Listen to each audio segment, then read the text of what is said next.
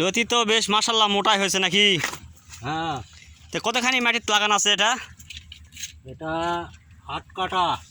তো কীরকম হয় থাকে, মানে প্রতি হাটে হাটে কীরকম কতগুলানকে ওঠে? প্রতি হাটে লাল করতে পারিনি, কেবল আসে মানে একটু দেখা দিই, তবে হাটরাই 1 মন করে হয়। ও, 1 মন এখন বাজার প্রায় 2 মন। সপ্তাহে 2 মন নাকি? হ্যাঁ, তো 2 মনে 6,000 টাকা আসে, হ্যাঁ, 3,000 টাকা মন। তাতে ধানের থেকে পড়তে আছে নাকি? অনেক পড়তা। আপনার ধান হবে যায় ধরলেন 8 কাঠা মাটিতে 8 মন, আর সেই জায়গা 16 দোকানে 32 মন ধান কেনেও পুরাবে না।